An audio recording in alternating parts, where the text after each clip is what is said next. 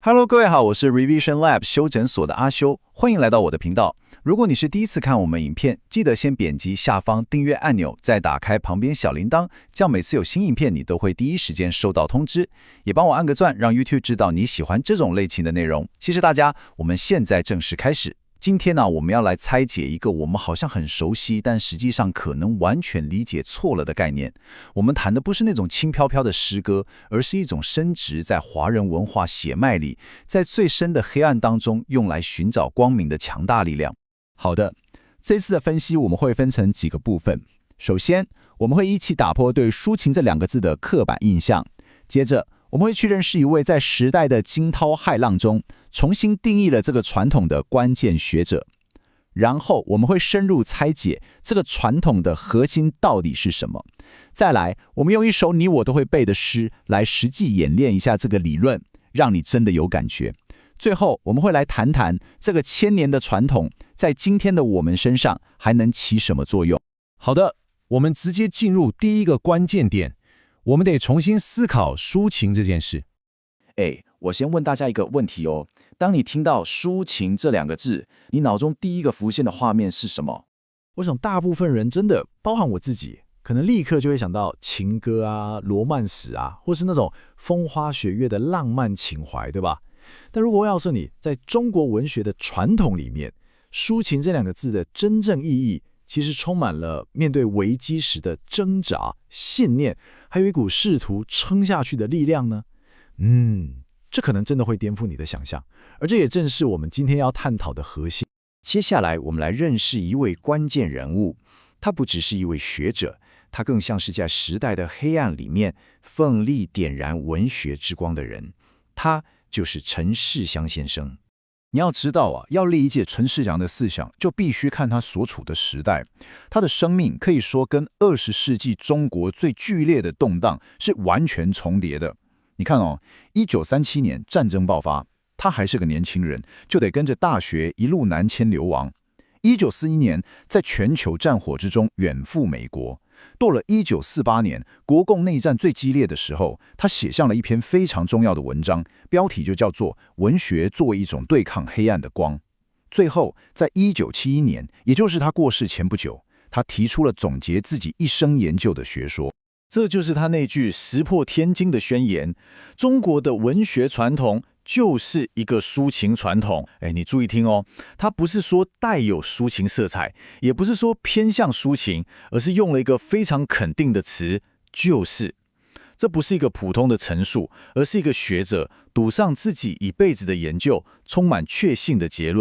你知道嗎？陳世祥的這套理論並不是在安逸的書齋裡面誕生的，它是在戰爭、流亡還有巨大的個人痛苦中被淬煉出來的。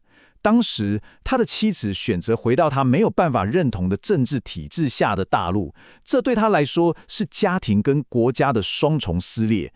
所以，他的學術研究其實是他為自己尋找精神支柱、尋找信念的過程。他真正在問的是一個大問題：當整個世界分崩離析的時候，文學到底還能給我們什麼樣的力量？好，那這就帶我們來到最核心的部分了。到底陳世祥口中說的抒情是什麼意思？所謂的抒情傳統，它的核心其實是一場持續的對話。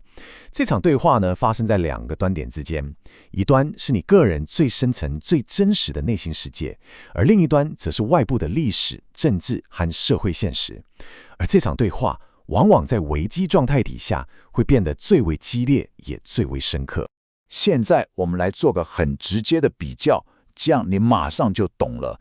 一般人認為的抒情是私人的、個人的情感，但抒情傳統呢，卻是把個人跟公眾領域連接起來。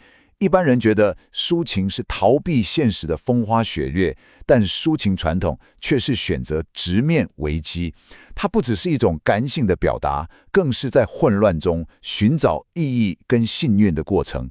所以你懂嗎？這不單單是一種文學風格而已，它是一種根本的處理現實的文化意識。好，光說理論可能有點抽象，對吧？沒關係，接下來我們用一首大家可能在國中都背過的詩，杜甫的《春望》，來實際感受一下什麼叫做抒情傳統。你看第一句“國破山河在，城春草木深”啊，哇，這個張力一下就出來了。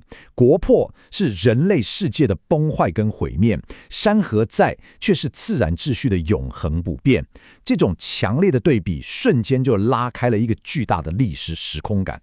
詩人看到的是人的悲劇跟天地的無情，這就是個人在面對巨大歷史災難時第一時間的反應。接下來這句非常關鍵。感時花濺淚，恨別鳥驚心。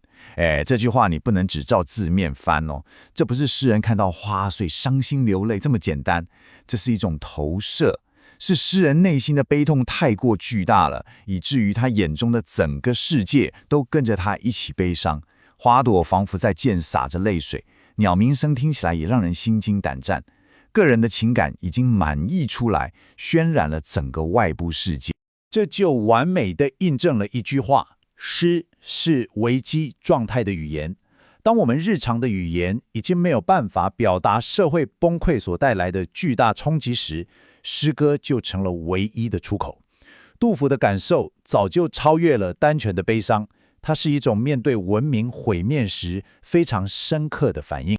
然後，詩的視角從宏大的國仇轉向了極度個人的思念。烽火連3月，家書抵萬金。連綿3個月的戰火是一個巨大的歷史背景，但在這個背景底下，詩人最在乎的卻是一封來自家人的信。國家的災難最終是透過個人的思念與牽掛，才顯得如此真實，如此沉重。最後，所有的家國之痛、時代之悲，全都匯聚到了詩人自己的身體上。白頭搔更短，渾欲不勝簪。憂愁到不斷的搔頭，讓本來已經稀疏的白髮變得更少，連髮簪都快要戴不住了。你看，從國破這個巨大的外部現實，一路收束到白頭這個最內在、最個人的身體感受，這就是一場非常完整的虛情傳統的展現。好，講了這麼多，這個1000年的傳統，在我們今天這個時代還有意義嗎？還有用嗎？答案是肯定的。虛情傳統不只屬於過去。它其實提供了一個框架，讓我們去理解，當我們自己面對這個動盪不安的世界時，該如何自處。它告訴我們，在面對巨大的外部事件的時候，我們個人的感受是有價值的，它不是渺小，也不是無病呻吟。當世界感覺混亂失序的時候，這個傳統提供了一種方式，讓我們重新找到自己內心的道德和情感坐標。最重要的一點，它提醒我們一件事。我們內心的聲音，正是對抗外部世界喧囂最有力的一種回應。總結一下今天的重點，我們重新認識了抒情，它不只是風花雪月，而是個人在面對時代危機時，內心世界跟外部現實的一場深刻對話。我們透過學者陳世祥的生命故事，理解到這個理論是在巨大的動盪與痛苦中誕生的。最後，我們用杜甫的《春望》，具體看到的這種從國破家亡一路濃縮到個人白頭的完整歷程。這個傳統最終告訴我們，在任何時代，守住自己的內心，並且勇於表達，就是一種最根本的力量。今天的內容就到這邊。如果你覺得這集有幫助，記得馬上點讚加訂閱加開啟小鈴鐺。我們正在衝訂閱，需要你的支持。我是阿修，我們下次見，拜拜。